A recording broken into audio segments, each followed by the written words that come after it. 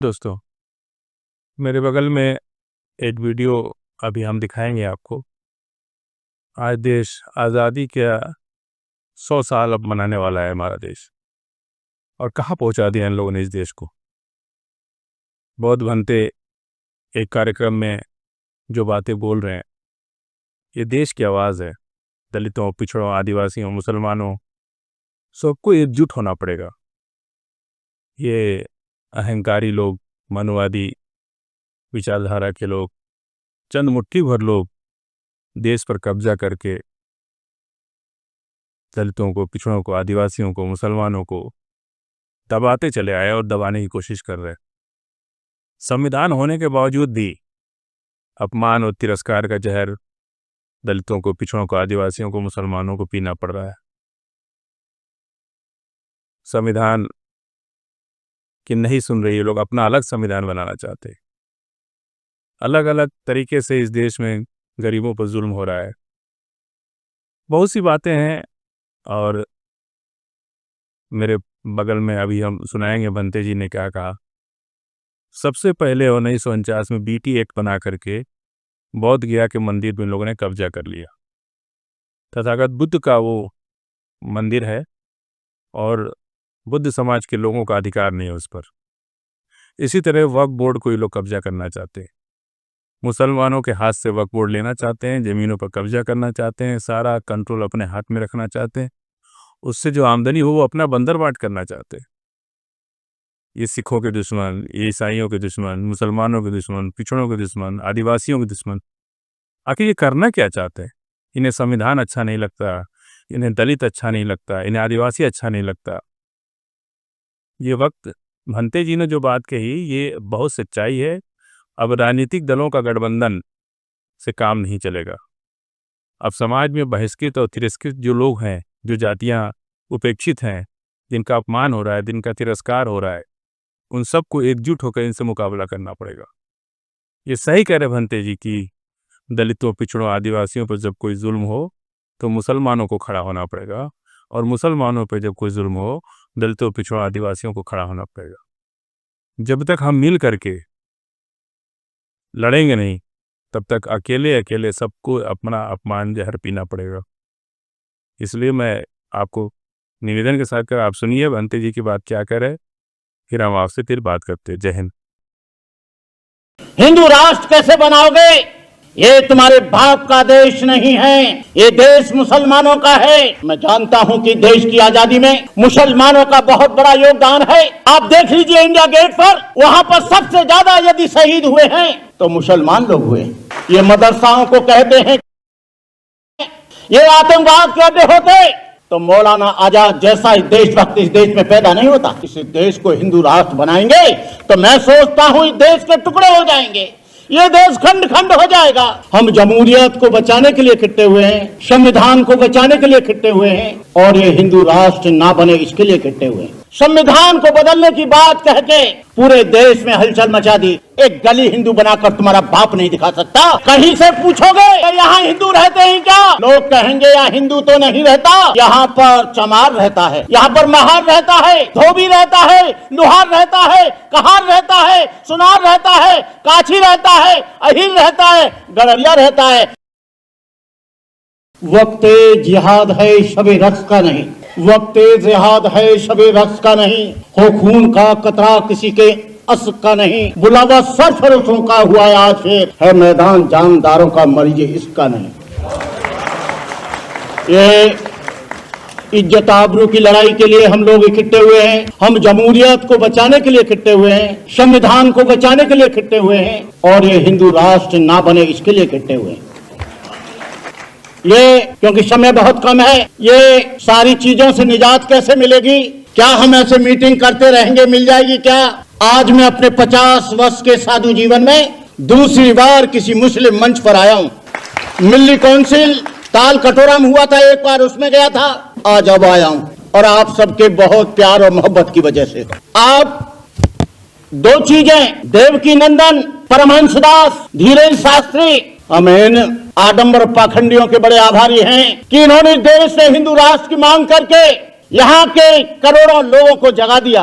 इन लोगों ने संविधान को बदलने की बात कह के पूरे देश में हलचल मचा दी। आप लोग बहुत सीधे लोग हैं। ये देश, धीरेन्द्र शास्त्री को हमने कहा था, धीरेन्द्र शास्त्री जी, हिंदू राष्ट्र कैसे बनाओगे? ये तुम्हारे बाप का देश नहीं है, ये देश मुसलमानों का है, ये देश ईसाइयों का है, ये देश सिखों का है, ये देश बौद्धों का है, ये देश जैनियों का है, ये देश दलितों का है, ये देश पिछड़ों का है। ये तुम्हारे 2% लोग इस देश को हिंदू राष्ट्र बनाएंगे तो मैं सोचता हूं इस देश के टुकड़े हो जाएंगे, ये देश खंड खंड हो जाएगा। लेकिन खालिस्तान की मांग करते हैं तो जेल के सीखचों में ठोक दिया जाता है और बाबा लोग बेलगाम हो गए। ये लोग हिंदू राष्ट्र की बात करते हैं तो ये आराम से इनका सम्मान किया जाता है। नरेंद्र मोदी जी जाते हैं, सारे लोग उसका दर्शन करने जाते हैं। एक बात याद रखना, संविधान बदलेगा तो न आप जिंदा रहेंगे न हम जिंदा रहेंगे, न ईसाई जिंदा रहेगा न मुसलमान जिंदा रहेगा, न सिख जिंदा रहेगा न जैन जिंदा रहेगा। और मैंने तो शास्त्री जी से कहा था, मैंने शास्त्री जी यहाँ हिंदू बिंदु कहीं दिखाई देता नहीं, हिंदू है नहीं। तुम पूरे राष्ट्र को हिंदू बनाने की बात करते हो। एक गांव, एक ताल्लुक, एक तहसील, एक गली हिंदू बनाकर तुम्हारा बाप नहीं दिखा सकता।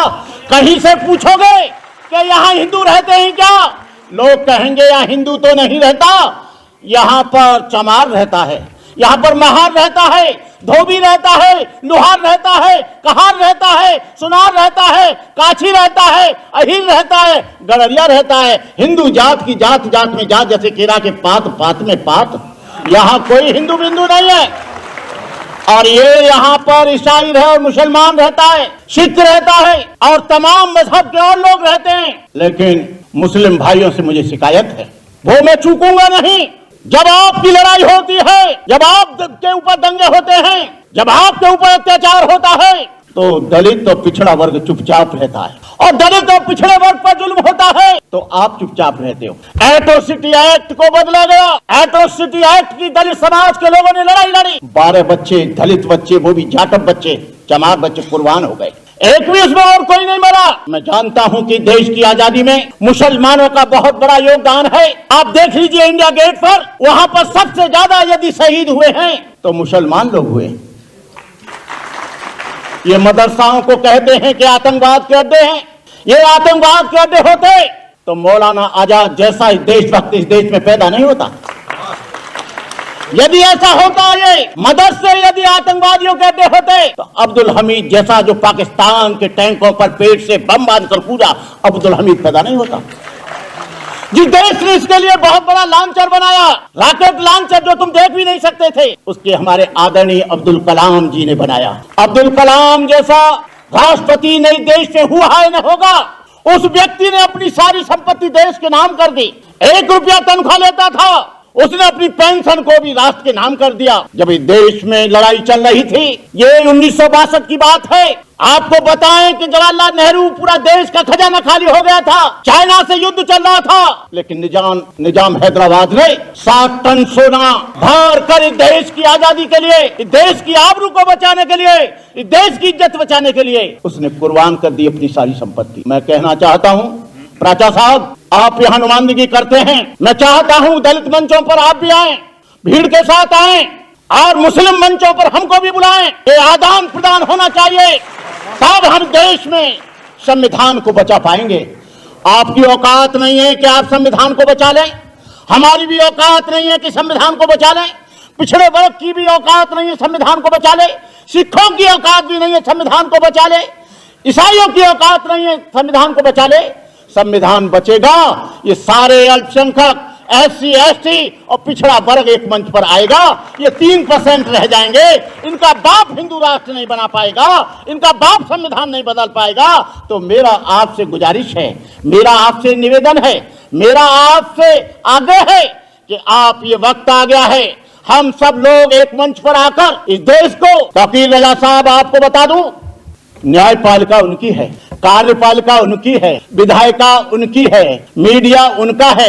RSS ने 100 बरस तक इंतजार करने के बाद पूरे देश पर काबिज हो गई, और तुम लोग 85% लोग आज मेमोरेंडम देते हो, बड़ी बड़ी सभाएं करते हो। ये इसलिए करते हो कि कुछ कुत्ते लोग दलित लोगों में हैं, कुछ मुस्लिम लोगों में है, कुछ पिछड़े वर्ग के लोगों में है, जो अपने गले में विभिन्न पार्टियों का पट्टा बनाते हैं। यहाँ मुसलमान और पिछड़ा वर्ग और दलित वर्ग मिलकर एक पार्टी बनाए पॉलिटिकल, तभी देश में आप कुछ बदलाव ला सकते हो, अन्यथा आप देश में बदलाव नहीं ला सकते। संविधान बदलेगा तो तुम बदल जाओगे, संविधान बदलेगा तो मस्जिद नहीं रहेगी, संविधान बदलेगा तो चर्च नहीं रहेगा। मैंने नया संविधान पढ़ा है, नए संविधान को मैंने बड़ी गहराई से, उन्होंने बौद्धों को हिंदुओं में जोड़ लिया है, जैनों को हिंदुओं में जोड़ लिया है। सबसे ज्यादा कहर उनका है तो ईसाइयों पर और मुसलमानों पर। हमारी कोई ज्यादा मुसीबत नहीं होगी, लेकिन इसलिए हमने कहा था, आरएसएस का आदमी कल लाया था, यदि हिंदू होता बौद्ध धर्म तो डॉक्टर अंबेडकर हिंदू धर्म को लात मारकर वो बौद्ध क्यों होते?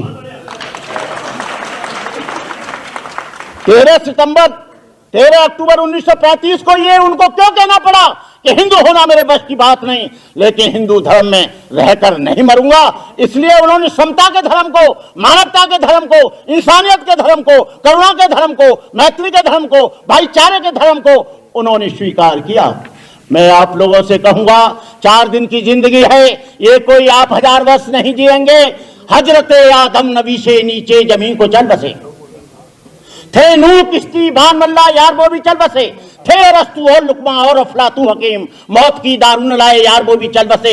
जिनका जमी पे था लश्कर और फौजोसिया, दिल के अरमा दिल में रहे यार वो भी चल बसे। आज हम उनके चलने के करते हैं बड़ा, लोग कल हमसे कहेंगे कि यार वो भी चल बसे। सब जाने के लिए बैठे हैं, मरने के लिए बैठे हैं। अपने जीवन में कुछ ऐसा कर जाओ जो आने वाली औलादें, आने वाली संतानें आपका और ये देश हमेशा याद करे। इन्हीं शब्दों के साथ मैं अपने दोस्त, अपने मित्र, अपने भाई को बहुत बहुत धन्यवाद देता हूं। तुम्हारी